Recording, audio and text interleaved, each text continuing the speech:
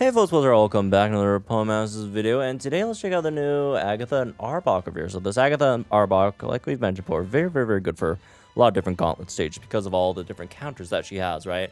You know, there's counters for status, right? Getting trapped. She takes hits, she could heal, right? Debuff, blah, blah, blah. Again, just a lot of really great gauntlet counters in this one unit. So good to the point that like when I was, when we're going over like lucky skills, right?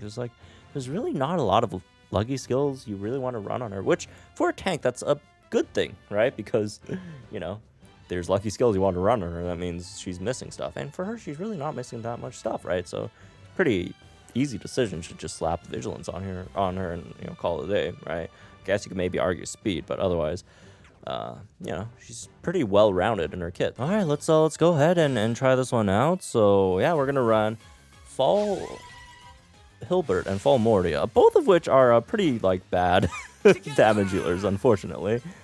So yeah, we're just gonna hope Agatha over here could help and carry, as she presumably would, right? At least that's kind of the part of the reason we got her, right? Just to be like a gauntlet carry. And yeah, both of them physical. There's not that many like physical ghost types, so you just gotta make do on that end.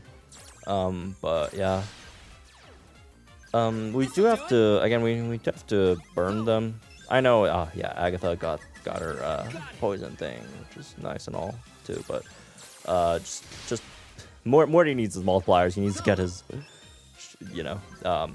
thing back, right?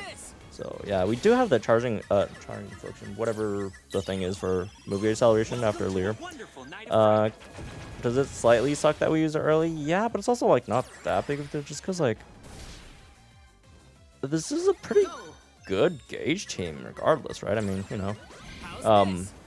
Fall Morty, for all his faults, he's like, he costs 0 gauge to use a Shadow Sneak, so there's that. And Fall Hilbert's not like a bad gauge unit either. We do kind of have to watch. That part really sucked, so I hit them without a burn there, so we lost one of our Shadow Sneaks, which you might think, oh, big deal, right? Just burn them again, you'll get them. Well, yeah, but on the second bar, at least first half, you can't really burn them, so we just can't really use Shadow Sneak for a while against the opponent, right? So that's just gonna be that's a real issue, man. That's gonna be a legit issue for us heading into a second bar. So, anyways,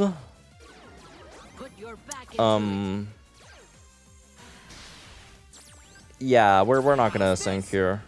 We're not gonna sink. We're just gonna get as much as we can out of these.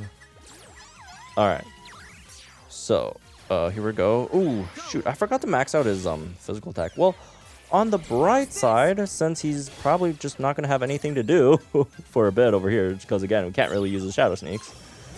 At least he can spend a turn maxing out his physical attack. So what's that? We use like one, right? But we at least have to save one, right? We gotta at least save one, or else again, we're just not gonna have any in the future. So okay. Are we gonna? Hopefully we get our stuff back soon. But yeah, as you can see, we got our max defenses, both of them, physical, special defenses. It's just really nice that for Arbok, like every single turn, right? Every single turn you get every single move you use, you get guaranteed defense, special defense buffs, especially if the opponent does like debuff you a lot on that end, right? So yeah, it's just nice to have something like that, like no questions asked, right? Like, oh, it's not, oh, if the debuffs if the opponent is poison, or 50-50 chance. No, it's 100% chance every single time you use a move. It's just it's just nice, man. It's nice to have one of these, once in a while, where it's like, oh no, there's no questions asked. You come in, you click a move, and boom, you're good. You're good to go. Guaranteed both defenses. All right. Again, it's only +1 each time, and it's not for the entire team. But you're the main tank. Although someone else might be main tanking soon. Looking at the situation here, but yeah, it's feel good, right? Anyways, let's see how many turns. I mean, one more sync from what's his face will probably do it, right? And again, we are getting hit super effective, right? We are weak to ooh, shoot, should have used wrap there. Oh well. Yeah, we are weak to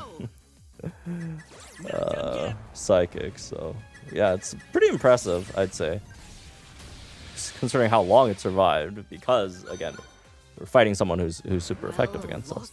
Well, not all their moves are, but at least sync moves. So yeah.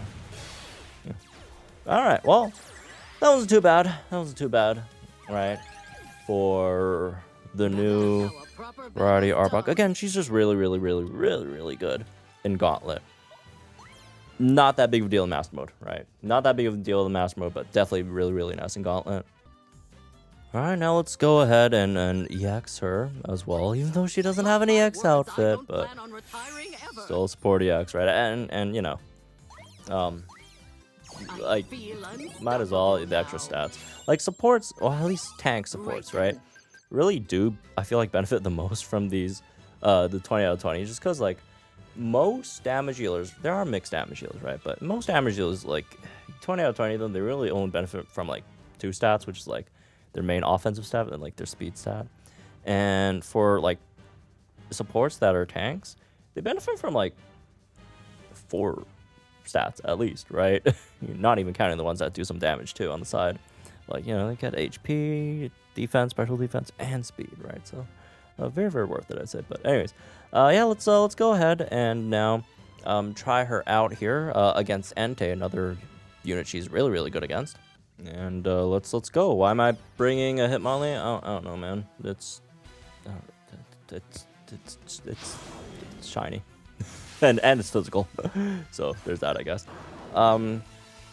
Yeah, so there's one thing about Agatha where, like, the EX is, like, kind of, like, not, you know, too crazy. It's just that, like, for Agatha, she doesn't really do anything off of her EX. Like, yeah, it's like, you EX her, right? You get the support EX, and you know, obviously that in of itself very valuable. But outside of that, like, did you really get anything special? The answer is no. Like, she really just doesn't get anything off of it. So that's, like, the thing over here, right? But anyways, Agatha is pretty nice with the silver, just because, like, we have interference sync with silver, and yeah, silver can flinch. But, you know, flinch is not, like, 100% reliable unless you're Celebi, which unfortunately he is not. So at least we always have that guarantee that the opponent is going to be going to be have interference on them with wrap, right? Because, you know, trap is most of the time guaranteed. Well, at least a lot of the traps are. Not all of them. Not all of them. But a lot of them are. Also, I screwed up. I accidentally synced with silver first when obviously we should be syncing with Agatha. You know, it's the Agatha showcase. Agatha EX, it's our support EX and all. My mistake. Let me correct that by doing it here, which kind of sucks because obviously you would have wanted that, you know, to have her sync in first and sync over here with silver, which, you know, probably would have just taken Entei out here, so we don't have to use extra turns spent. Although we do see a bit of an issue, and that is our old friend called Gauges right now. And yeah, like I mentioned, she doesn't cost you too many gauges to run, but she doesn't contribute. Like, she doesn't take away too much when you're running her, but she doesn't give you anything, like, positive either, right? She's not giving you too much speed.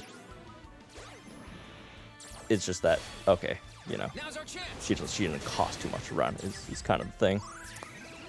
So yeah, that's really like the gauge situation with Agatha, I guess, for the most part. Anyways, let's get another sync in here. That's slightly unfortunate that we don't have anything to queue up a waterfall here because we're gonna get heat wave. But hey, at least on the bright side, you know, Hitmon got like one more high jump kick in there, which that's nice. We could have picked up status immunity, but I feel like Agatha, like, I don't really mind. Somehow it's like, okay, they're gonna burn her, which, ouch, but I feel like she's tanky enough to have that not really matter. Like, we're still probably just gonna beat the stage, even with Agatha burned and taking damage from the burn every single turn. Right? I mean, it's bearing out right now, so I guess I wasn't wrong in thinking that. But yeah, she's and yeah, the other great thing about her versus we didn't even get the first aid kick in, because like Entei just debuffs your defenses every single time, right? And then again, Agatha just gets guaranteed defense buffs on every hit. You know, again, no questions asked. No, oh, if this thing happens, the opponent has to be blah blah blah. Look at that goofy MCEX outfit, man. Anyways, well, there it is, folks. The new Variety Scout Agatha. Again, you know, everyone has their own opinions on Variety Scouts, and all. But is this unit really good for Gauntlet?